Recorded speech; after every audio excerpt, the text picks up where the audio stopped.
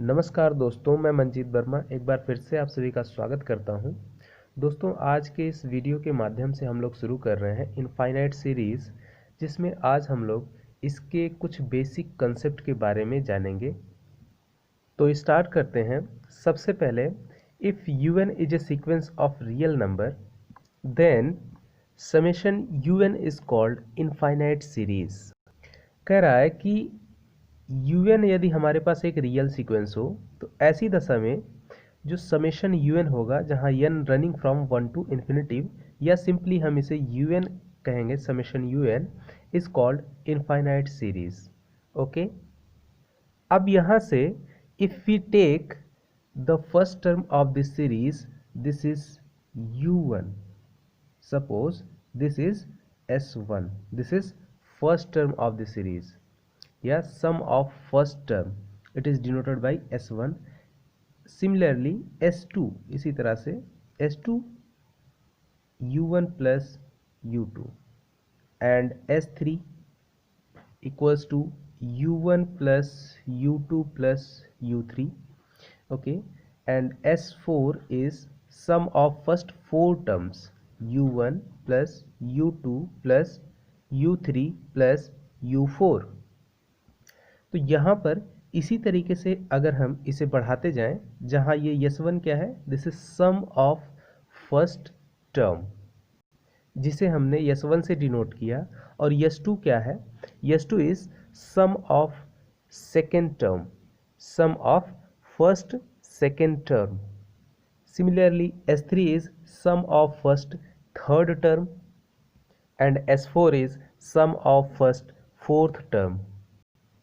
In this way, S1, S2, S3, S4, we have Sn, which equals to Sn equals to u1 plus u2 plus u3 up to un. This is called the sum of first nth term of the series un.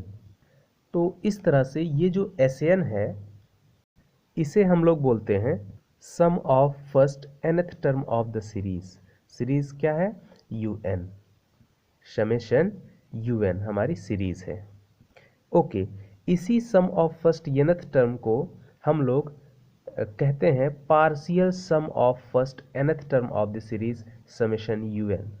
It is also called the partial sum of first n term of the series summation un. Okay, so now if we make a sequence by this Sn is sequence Sn, यानी अगर अब हम इसी Sn से एक sequence form करें, जिसे हम सीक्वेंस Sn कह रहे हैं, it is also called the sequence of partial sum. चूँकि ये जो Sn है, इसे हम partial sum of first nth term कह रहे हैं किसी उस सीरीज un की, समेशन un की, जो पार्शियल सम है फर्स्ट n टर्म का, जिसे हम Sn कह रहे हैं. अब इसी से अगर हम एक सीक्वेंस Sn फॉर्म करते हैं, जिसे बोलेंगे sequence of partial sums of the series summation un, then the nature of the series summation un depends upon the nature of this sequence Sn. ओके, तो जब हम इस सीरीज समेशन un के sum of first nth term के द्वारा, ये जो sum of first nth term है जिसे हमने Sn कहा, इसी को हम partial sum of first n term कह रहे हैं of this series summation un.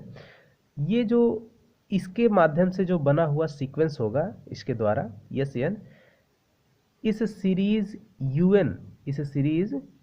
un का जो नेचर होगा वो डिपेंड करेगा इसी सीक्वेंस Sn पर. That is nature of the series summation un where n is running from 1 to infinity, जिसे हम सिंपली समेशन un ही बोल रहे थे, depends upon the nature of the sequence Sn.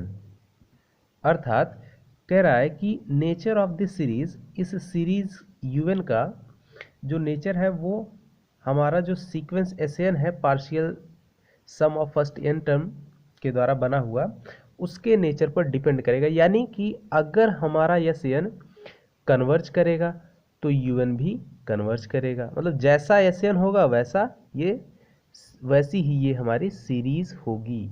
यदि एसएन कन्वर्ज करेगा तो ये सीरीज भी कन्वर्ज करेगी। अगर ये सीक्वेंस डाइवर्जेंट होगा या डाइवर्ज करेगा तो ये भी डाइवर्ज करेगी। अगर ये ऑसिलेटरी होगी तो ये भी ऑसिलेट करेगा। Okay, so that is we have three conditions. First is if SAN is convergent then the series UN is convergent। यानी अगर हमारा सीक्वेंस SAN कन्वर्ज करेगा तो हमारी जो सीरीज होगी वो भी कन्वर्ज करेगी। Second thing is if sequence SAN is divergent then the series UN also divergent। इसी तरह तीसरा क्या होगा कि अगर हमारा SAN यानी सीक्वेंस SAN ऑसिलेट करेगा तब UN भी ऑसिलेट करेगी। If sequence SN is oscillate then the series UN is oscillatory। तो इस तरह से हमने जाना हमारे पास एक सीक्वेंस था UN जो कि एक रियल सीक्वेंस था। तो उस रियल सीक्वेंस से हमने एक सीरीज फॉर्म की जिसे हमने समेशन UN कहा, या इसे डोनेट करते इंडिकेट करते हैं summation UN where n is running from 1 to infinity, चाहे ऐसे इंडिकेट किया, जो कि हमारी सीरीज को रिप्रेजेंट करता है।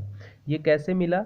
इसके ये जो सीक्वेंस UN था रियल सीक्वेंस शुरू में हमने कंसीडर किया था, उसी के सारे टर्म्स को हमने ऐड कर दिया तो वो आपकी इनफाइनाइट सीरीज मिल जाती है।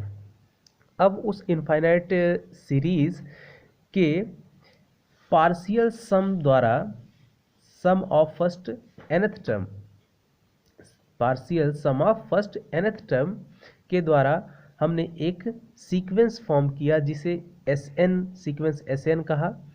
अब ये जो सीक्वेंस SN बना इसके नेचर पर ही इस सीरीज का नेचर डिपेंड करता है। वो यानी कि अगर सीक्वेंस कन्वर्ज करेगा तो हमारी सीरीज भी कन्वर्ज करेगी, अगर सीक्वेंस डाइवर्ज किया तो हमारी जो सीरीज है वो भी डाइवर्ज करेगी। यदि हमारा जो सीक्वेंस है पार्शियल सम वाला वो ऑसिलेट करेगा तो हमारी जो सीरीज है वो भी ऑसिलेटरी होगी। तो इस तरह से हम इस वीडियो में इस बेसिक कॉन्सेप्ट को देखें। आगे इसके बाद हम लोग अगले वीडियो में मिलेंगे जिसमें हम लोग 1 by 1 ये जो तीनों तरीके हैं, यानी कि कब सीक्वेंस SN कन्वर्ज कर रहा है तो UN कन्वर्ज करेगा, ये डाइवर्ज करे तो ये डाइवर्ज करेगी, ठीक है। इन सभी पे आधारित एग्जाम्पल्स को और इसके जो आगे का जो प्रोसेस है वो सारी चीज़ों को हम लोग अगले वीडियो में देखेंगे।